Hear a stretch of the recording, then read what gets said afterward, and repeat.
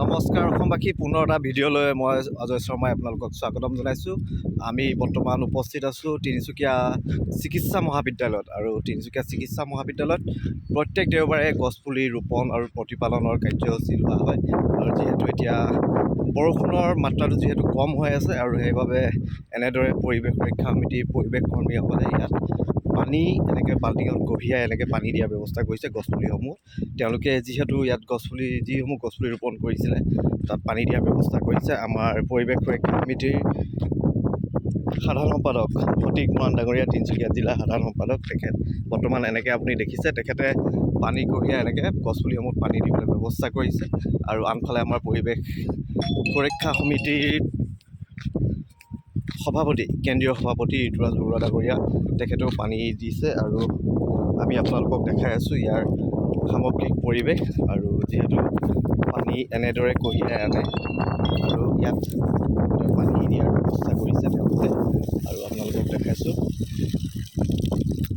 আৰু পৰিৱেশ সুৰক্ষা সমিতিয়ে যিসমূহ গছপুলি ইয়াত ৰোপণ কৰিছিলে, এই গছপুলি ৰোপণ কৰা গছপুলিসমূহত পানী দিয়াৰ ব্যৱস্থা কৰিছে আচলতে।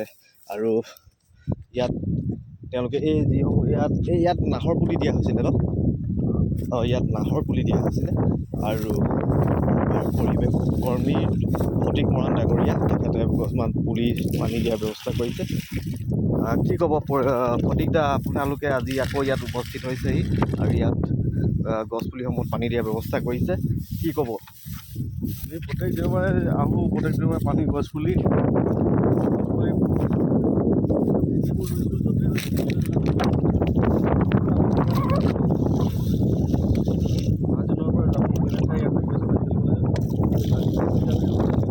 এতিয়া বাচি উঠিছে। পানী নিদিয়া হ'লে পুলিখিনি নাবাচিলেহেঁতেন। কিন্তু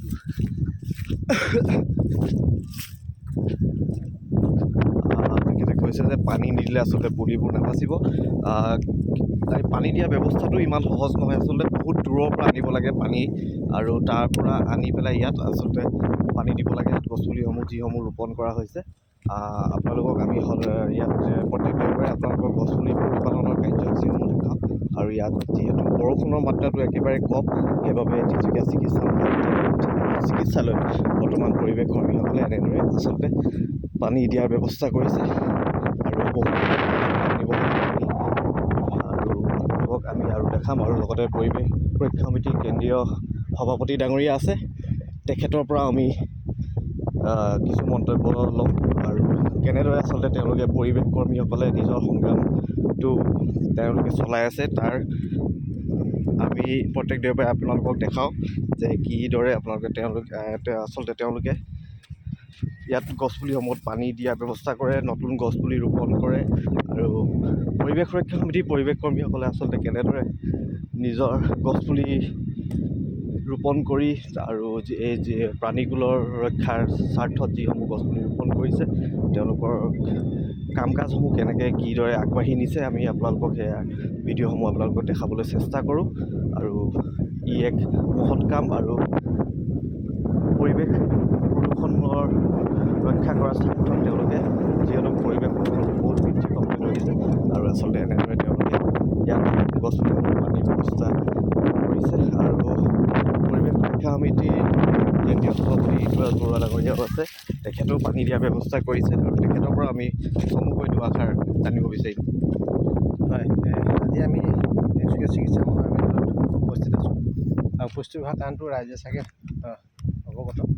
আমি ইয়াত তিনিচুকীয়া চিকিৎসা মহাবিদ্যালয়ত যিসমূহ ৰোগী বা ৰোগীসকলৰ লগত সাজ লগাওঁ, বা ইয়াত থকা শিক্ষক বা ইয়াৰ অন্যান্য যিখিনি কৰ্মচাৰী, তেখেতলোকৰ সুবিধাৰ কাৰণে এখন সুস্থ সমাজ, এখন সুস্থ পৰিৱেশ দিয়াৰ চেষ্টা কৰি আহিছোঁ।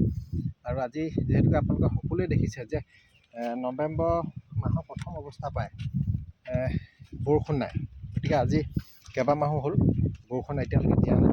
গতিকে গছপুলিসমূহ জীয়াই থাকিবলৈ যিহেতুকে দিনটোৱে আমাৰ পানী পৰিছে, তেনেকৈ গছকো আমাৰ পানী পৰিছে। গছৰ একদম শুকান অৱস্থা হৈ গৈছে। গছপুলি জীয়াই ৰাখিবৰ কাৰণে, ডাঙৰ কৰিবৰ কাৰণে আমি ইয়াত আহি প্ৰতিনিধিভাৱে পানী দিয়াৰ বিশেষ ব্যৱস্থা কৰোঁ। আজি আহি ঠিক সেইদৰে আজি ইয়াত গছপুলিসমূহত পানী দি প্ৰতিপালনৰ বিশেষ ব্যৱস্থা কৰিছোঁ। গতিকে ৰাইজলৈ আহ্বান, বৰ্তমান সময়ত জলবায়ু পৰিৱৰ্তন হৈছে, আপোনালোকে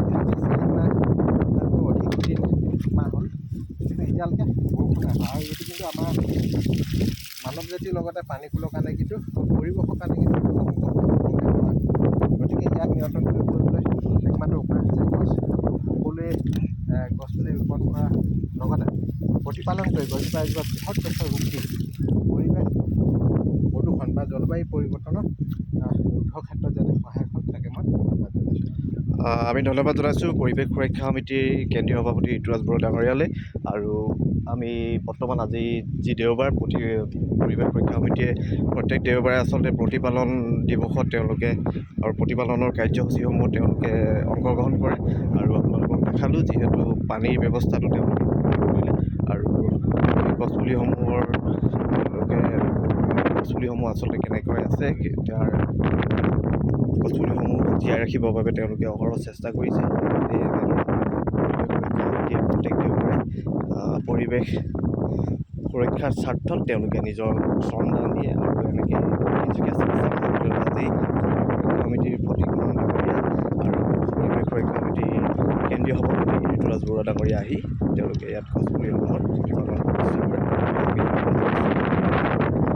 পৰিৱেশ সুৰক্ষা এজোপা